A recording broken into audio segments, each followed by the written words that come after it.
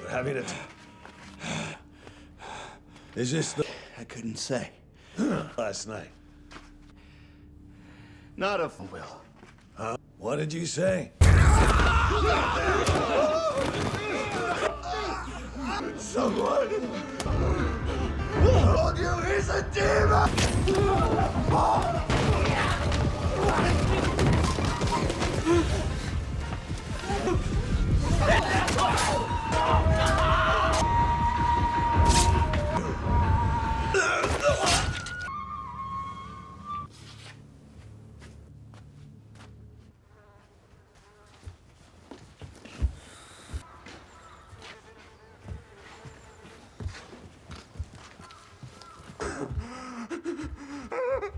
What do we know so far?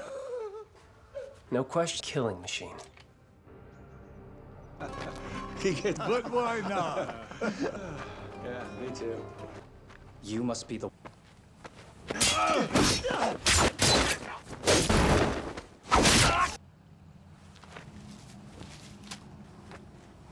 Don't.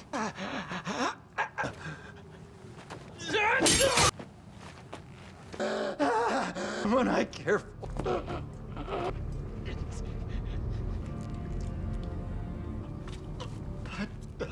Somebody I love.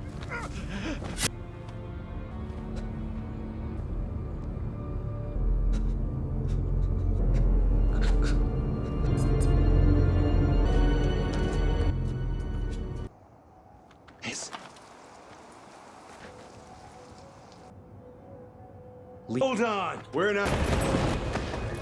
I'll have your head!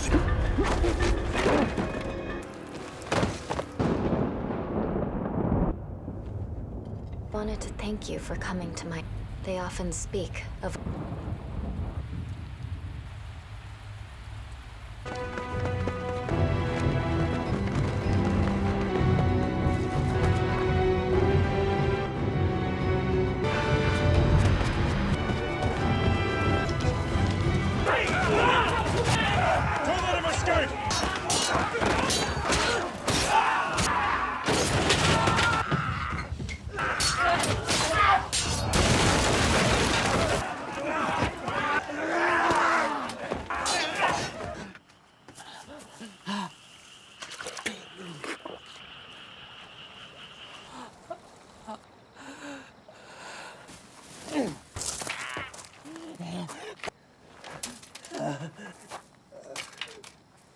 Lee. Oh.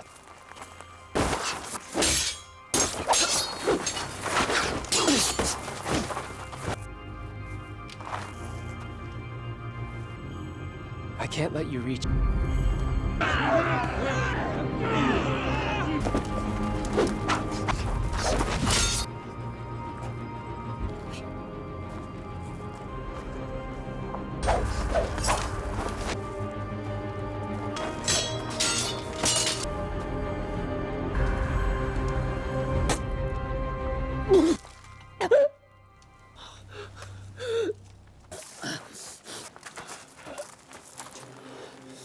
Live up to his reputation. Do that.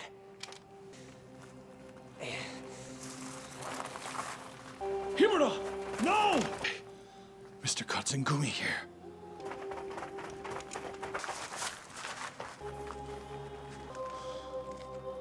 Battosai.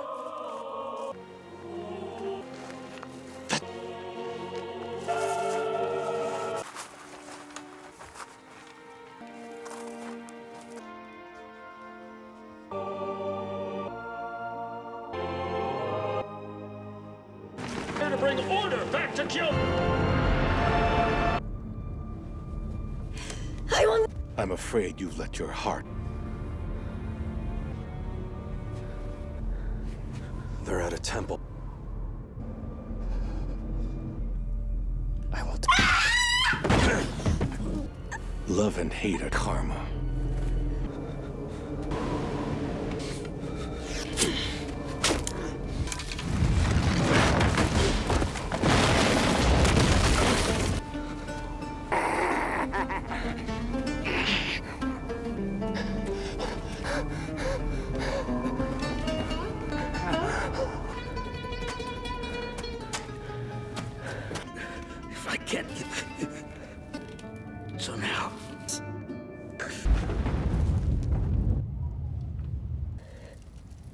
I hope you're what a mediocre swordsman could risk of losing his own life meant to make a woman and his village a peace there can be no happiness.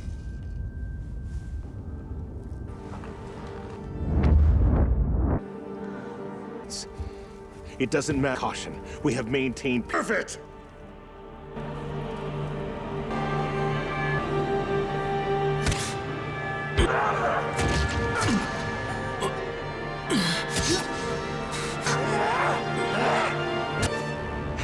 Sins can be cleansed.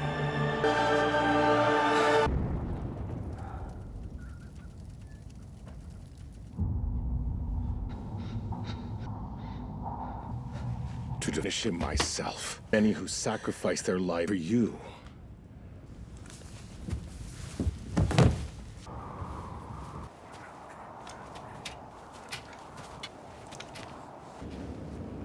Can you hear me?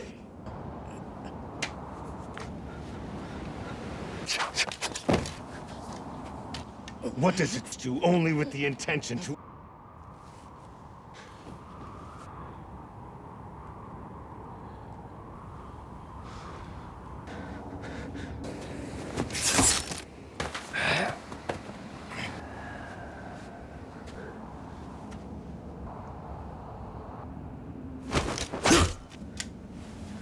Battosai. For whom?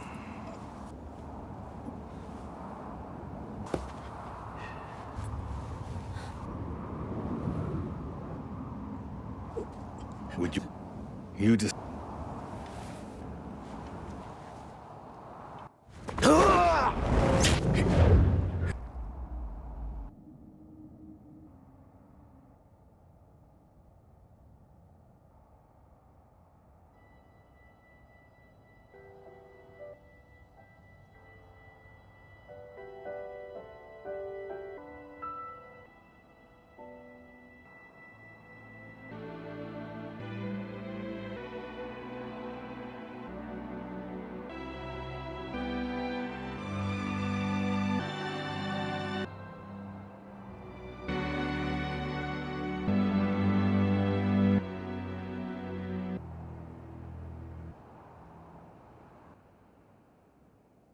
Hey guys, today we're diving headfirst into the blood-soaked origins of our favorite wandering swordsman, Himura Kenshin in Rurouni Kenshin, The Beginning.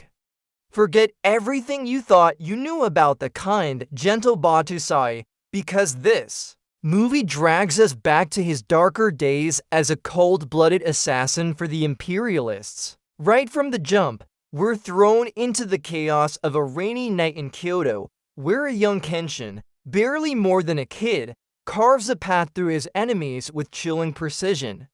This isn't just a sword fight, it's a statement. This is a passion. Project for me and a like or a subscribe is the best way to show your support. So if you're on board, join the crew. If not, thanks for watching anyway. After an absolutely visceral clash where Kenshin demonstrates why he's earned the moniker Hitokiri Battosai, literally manslayer, he finds himself amidst the fallen, dripping with crimson. And then there she is, Tomoe Yukishiro, a woman in stark white, completely unfazed by the gore and chaos surrounding her. She doesn't scream, doesn't run, doesn't even flinch. She just watches him. Her gaze is unnervingly calm, almost melancholic, cutting through the violence like a whisper in a storm. It's a moment that's both terrifying and strangely captivating, like finding a perfectly still pond in the middle of a volcanic eruption. Kenshin, who's usually a ghost, is clearly rattled by her composure, a rare crack in his hardened fawade. You can almost hear the gears turning in his head. Who is this person, and why isn't she reacting like everyone else? Back at the Imperialist hideout, Kenshin reports to Katsura Kogoro, the mastermind behind the revolution. Katsura speaks of a new era and the greater good, justifying Kenshin's brutal work. It's a classic case of ends justify the means, where the horrifying reality of Kenshin's actions is sugar-coated with political rhetoric. The sounds of clashing swords and distant shouts are always a backdrop to Kenshin's life, and here, they're contrasted with Katsura's calm, measured tones. You can practically feel the tension in the room, the unspoken burden on Kenshin's shoulders. He's not just killing, he's a living weapon, sacrificing his soul for a future he barely understands. It's like asking a Roomba to perform brain surgery, technically capable, but morally questionable. Later, in a surprising turn of events, Tomoe is brought into the imperialist hideout. Katsura introduces her as a potential informant or a valuable asset. Though her exact role remains shrouded in mystery, the other revolutionaries, rugged and suspicious, eye her with a mix of curiosity and distrust. Kenshin, ever the silent observer, watches her from a distance, that same perplexing look on his face. Her quiet presence is a stark contrast to the boisterous, often violent energy of the men around her. It's like bringing a librarian to a biker gang meeting, completely out of place, yet undeniably there. The air practically thrums with unspoken questions and underlying tension. You just know there's more to her than meets the eye, and Kenshin, with his killer instincts, feels it too. In a quiet corner of the hideout, Kenshin finds Tomoe without a single word exchanged. She notices his fresh wounds from another skirmish. The silence in the room is deafening, broken only by the rustle of bandages and the soft breathing of two souls worlds apart, as she gently cleanses his cuts. The tactile sensation of her touch is almost alien to Kenshin, who's only ever known the brutal caress of a blade. This isn't a battle. There's no clang of steel, no desperate grunts, just a tender, almost hesitant contact. It's a moment of unexpected vulnerability for both of them. A tiny crack in the hardened shell Kenshin has built around himself. It's like a supervillain accidentally adopting a stray kitten, completely out of character, yet strangely endearing. The Shinsengumi, the Shogun's elite police force, are hot on the imperialists' trail, leading to another fierce skirmish. In the thick of it, Kenshin comes face to face with Sato Hajime, the formidable leader of the Shinsengumi's third unit. Their blades clash with a metallic shriek that echoes through the night.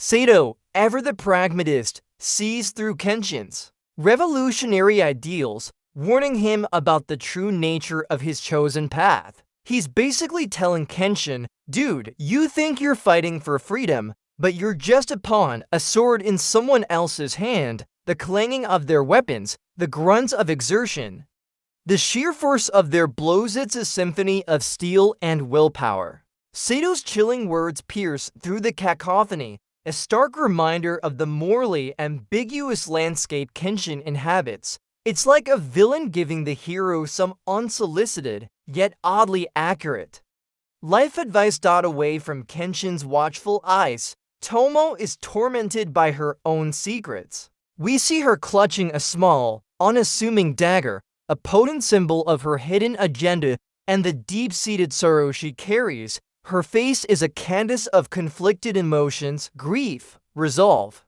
and a hint of burgeoning tenderness. The silence is profound, accentuating her internal turmoil. You can almost feel the weight of her past pressing down on her, an unseen force that drives her actions. It's not just a dagger, it's a silent scream, a promise of revenge, and perhaps a desperate plea for something else entirely. It's like she's trying to decide if she should stab someone or just bake them a really passive-aggressive cake. Another night, another bloody mission. Kenshin is relentlessly cutting down opponents, a whirlwind of death, but then in a desperate struggle against a skilled but outmatched foe, the unexpected happens. A clean, precise strike cuts across Kenshin's left cheek. The first piece of his iconic cross-shaped scar is born. The sharp sting of the blade, the warm trickle of blood, the sudden shock in Kenshin's eyes. It's a moment of raw, visceral pain, the clang of steel, the grunt of the opponent. And then that sickening slice, it's a physical manifestation of the price he pays, a permanent mark left by the brutality he both inflicts and endures. It's like getting a tattoo during a fight, except way less intentional and much more painful. This isn't just a wound, it's a character-defining moment, a grim souvenir from his life as a killer.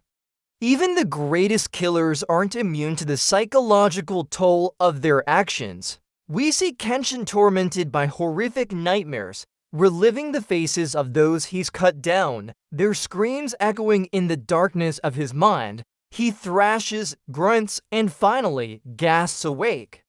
Drenched in cold sweat, his breath ragged, the terror in his eyes is palpable. The silence of the night is broken only by his frantic breathing, a stark contrast to the earlier cacophony of battle. It's clear that despite his ruthless efficiency, he's far from unburdened.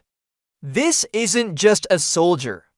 This is a young man grappling with the unbearable weight of his bloody deeds. It's like realizing you accidentally deleted your entire photo library. The horror is real, folks. The political climate intensifies, and Kenshin, despite his formidable skill, becomes too much of a target. Katsura decides it's time to pull him off the front lines. So Kenshin and Tomoe are sent to a remote, snow-covered village, disguised as a married couple, to live a quiet life and evade the authorities. This sudden shift from brutal urban warfare to serene rural living is jarring. The crunch of snow underfoot replaces the clang of steel.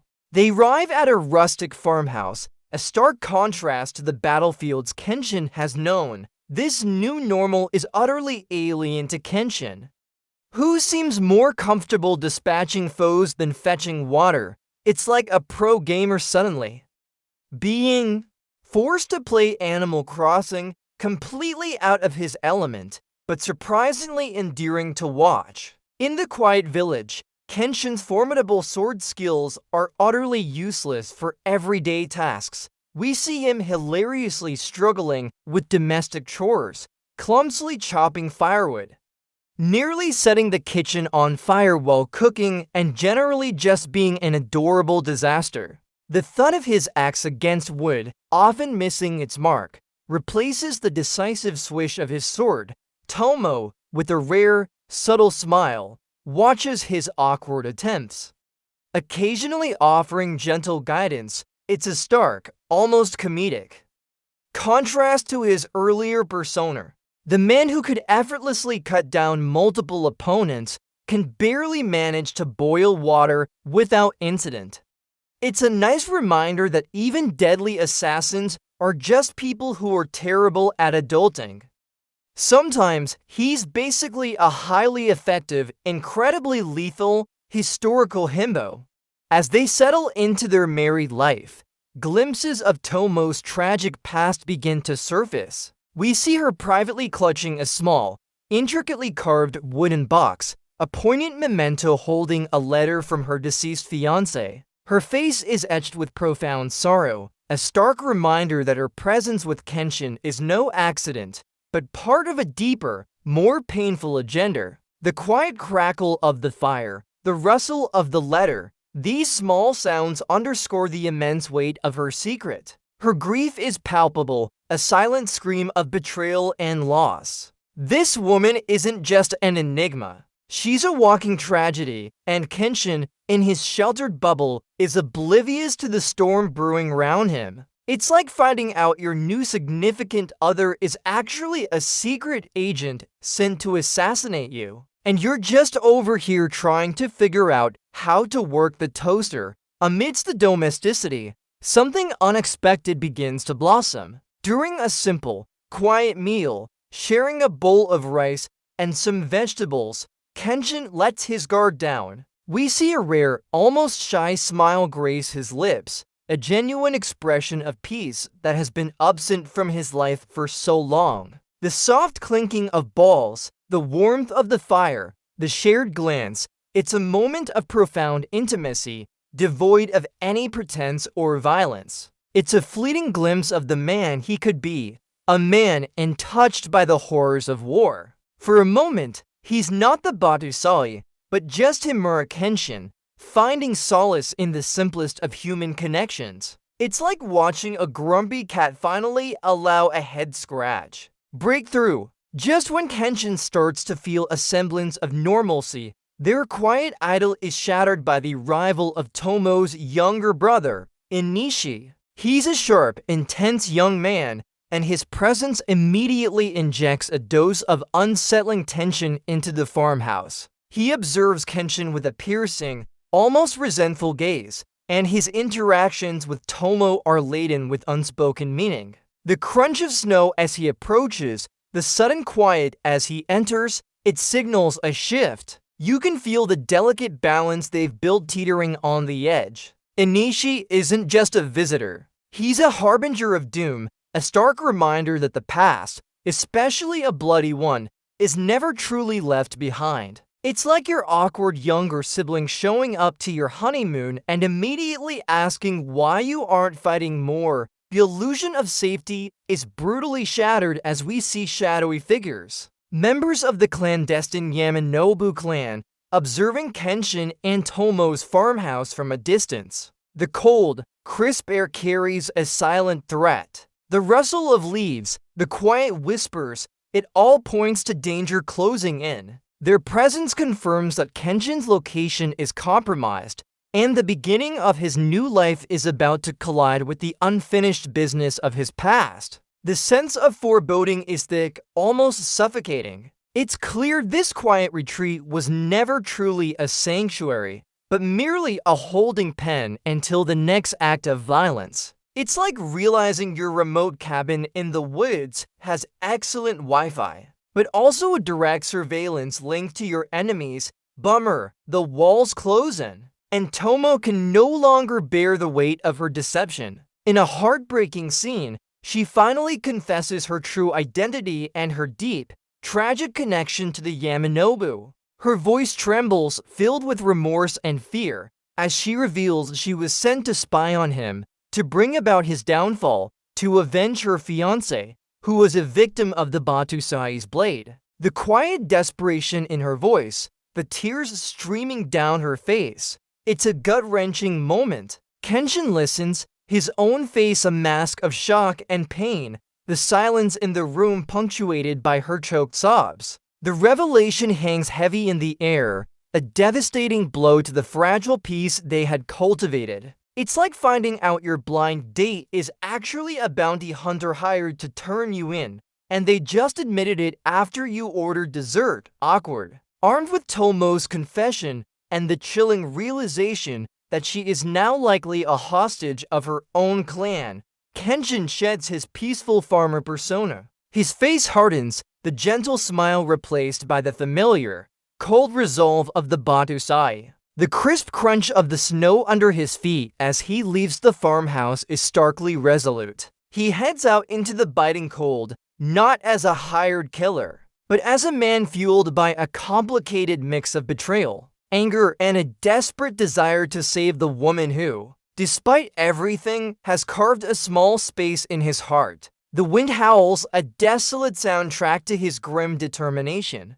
It's a classic Dark Knight Rises moment, where the hero has to come back, but this time, it's intensely personal. He's no longer just an assassin. He's a man on a mission of redemption. Kenshin, knowing he's walking into a trap, plunges into a snowy forest. Almost immediately, he's ambushed by a detachment of Yamanobu assassins, each one trained to be a deadly obstacle. The forest becomes a deadly dance floor, blades flashing, snow kicking up with every frantic movement. The metallic clang of swords, the sharp whoosh of shurikens, the grunts of effort. It's a chaotic symphony of violence. These aren't just faceless thugs. They're skilled warriors, each posing a genuine threat, testing Kenshin's limits. He's outnumbered, surrounded, and with every enemy he cuts down, more seem to emerge from the silent, white landscape. It's like a particularly aggressive game of whack-a-mole where the moles have katanas and are very, very upset. Kenshin's every move is precise, lethal, but you can feel the strain, the relentless pressure. The fight in the forest is less a battle and more a brutal descent into madness. Kenshin takes blow after agonizing blow, his body becoming a canvas of cuts and bruises. The sharp slice of blades, the dull thud of impacts. He's bleeding, he's tired, but his rage, fueled by Tomoe's betrayal and his desire to save her, transforms him. He fights with a berserker's fury, each swing of his katana carrying immense, destructive power. He's no longer thinking. He's simply acting, a force of pure and tamed violence. The sounds of combat are raw, visceral, almost animalistic. This is the true Hitokiri Battosai, a ghost in human form, a harbinger of death, and frankly, a sight to behold. It's like watching a really intense, historically accurate zombie apocalypse survivor. You cheer for him, but you also back away slowly. This is where the legend truly takes shape. Just as Kenshin faces the Yamanobu Leer, a final, desperate attack meant to cleave him in two, Tomoe appears. In a heart-wrenching, agonizing instant, she throws herself between Kenshin and the incoming blade, shielding him. The gasp of the audience, the sickening thud of the blade against flesh, it's an unbearable moment. The weapon passes through her, inflicting a fatal wound, but also grazing Kenshin's cheek, adding the second, horizontal cut to complete his iconic cross-shaped scar. Her final act of selfless love and repentance leaves Kenshin devastated, holding her as life drains from her eyes. The silence that follows is profound, punctuated only by Kenshin's ragged breaths and the soft crunch of her falling body. This isn't just a battle wound. It's a permanent reminder of his greatest failure and his deepest love. It's the ultimate I told you so moment. If I told you so involved a tragic, self-sacrificing intervention, Tomoe's death shatters Kenshin. The grief, the betrayal, the love, it all boils into an explosive, terrifying rage. He moves with a newfound, almost supernatural speed, becoming an unstoppable force of vengeance. The metallic shriek of his blade, the visceral sounds of impact. He cuts down the remaining Yamanobu with an efficiency that's both awe-inspiring and horrifying. There's no longer any precision or strategy. It's pure, unadulterated destruction. His eyes are hollow, his movements primal. This is the ultimate form of the Hitokiri Battosai, a phantom of wrath, a ghost of a man who has lost everything. It's an absolute masterclass in kinetic, emotional violence. You're left wondering if anything of the gentle Kenshin remains after this profound trauma. It's like watching a Fast and Furious movie, but everyone's crying and Vin Diesel just lost his entire family. Total emotional devastation. As the last Yamanobu falls, Kenshin is left standing alone amidst the carnage, the snowy ground stained crimson. He holds Tomoe's small dagger, the very same one she'd clutched in secret, a silent testament to her true intentions and tragic fate. His face is vacant, a shell of the man he once was. The silence is heavy, broken only by the wind whistling through the trees. In this moment of utter devastation, he makes a silent vow to never take another life, to dedicate his existence to protecting the innocent, to atone for the countless lives he's ended. This isn't just a promise. It's a complete paradigm shift, a rejection of the path he's been forced to walk. It's the birth of a new philosophy, forged in the crucible of unimaginable loss. It's basically his superhero origin story, but instead of gaining powers, he gains a profound sense of guilt and purpose, and a cool scar, of course. Time passes. Japan begins its transformation into the Meiji era, a new age of hope and progress, but also lingering shadows. We see Kenshin, now a wanderer, with his iconic cross-shaped scar prominently displayed, walking through a bustling city. The sounds of clattering rickshaws, the chatter of crowds, the distant rumble of emerging industry, It's a stark contrast to the quiet, bloody nights of his past. He observes the new Japan with a quiet intensity, a man out of time, yet committed to finding his place within it. He's no longer the imperial assassin. He's the protector, the quiet observer, the one who carries the weight of the old world into the new. It's like a grizzled veteran trying to navigate Twitter for the first time. He's seen some things, but this new world is just different. In his quest to uphold his vow, Kenshin seeks out a skilled blacksmith. The fiery glow of the forge, the rhythmic clang of the hammer on metal, it's a familiar yet transformed environment. He presents a unique request, a sakabata, a reverse blade sword, sharpened on the opposite side. A weapon designed not to kill, but to protect without taking life. The blacksmith, initially perplexed, eventually agrees, recognizing the profound weight behind Kenshin's request. This isn't just about crafting a blade. It's about forging a new destiny, a physical manifestation of his commitment to non-lethal combat. It's like a super spy deciding to only use water pistols on missions. Highly unconventional, but certainly makes a statement. This sword isn't just steel. It's a promise, a burden, and a hope. As Kenshin continues his silent journey, we get some blink-and-you-miss-it glimpses of familiar faces, or rather, the younger versions of them. In the bustling crowds, you might spot a young Aoshi, perhaps already showing signs of his intense dedication, or a rough-and-tumble Sanasuke, probably getting into some minor mischief. These aren't just Easter eggs. They're subtle nods to the future, threads of destiny weaving together. The ambient sounds of the city, the distant shouts, the hurried footsteps, they all serve as a backdrop to these fleeting encounters. It's a clever way to remind us that Kenshin's journey, though deeply personal, is also intertwined with a larger world. It's like seeing your favorite sitcom characters as kids in a prequel and thinking, oh, so that's why they're so weird later on. Despite his new resolve and the dawn of a new era, the past is a relentless ghost. Kenshin often finds himself staring at his reflection,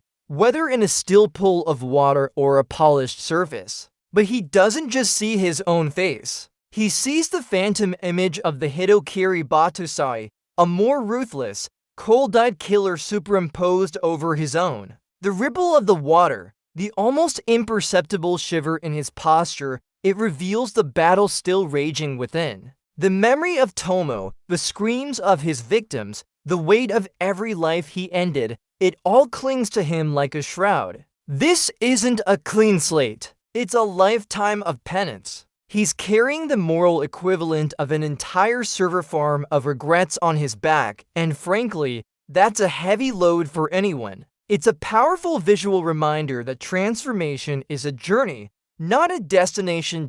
With his sakabata now strapped to his side, Kenshin's new journey truly begins. He walks away from the bustling city, leaving behind the remnants of his assassin past, venturing down a long, winding road that stretches towards the horizon. The soft rustle of leaves, the distant calls of birds, the steady rhythm of his footsteps, it's a meditative soundscape reflecting his internal peace, hard-won as it may be.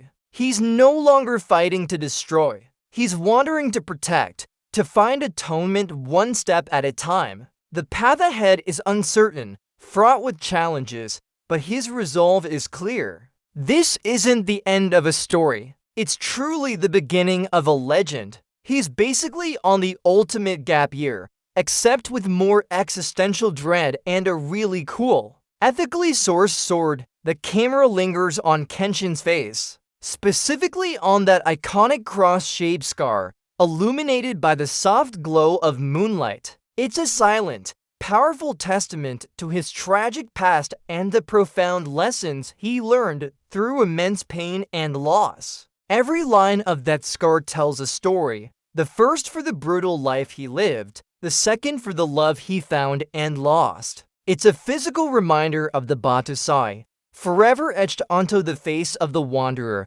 Kenshin. It speaks volumes without a single word, embodying his pledge to never kill again and his eternal search for peace. It's not just a cool facial feature. It's a profound symbol of sacrifice, guilt, and unwavering hope. A visual mic drop, if you will, signaling the profound transformation of a man from a brutal killer to a compassionate protector. This scar isn't a sign of weakness. It's a mark of strength, a commitment to a better future, forged in the fires of an unbearable past. It's a badge of honor for a man who chose redemption over repetition, a silent promise to a world he once terrorized that he would now defend it. This movie, The Beginning, isn't just about how Kenshin got his scar. It's about how he became Kenshin. And that, my friends, is a story worth remembering. So keep that spirit of personal growth and difficult choices in your own lives.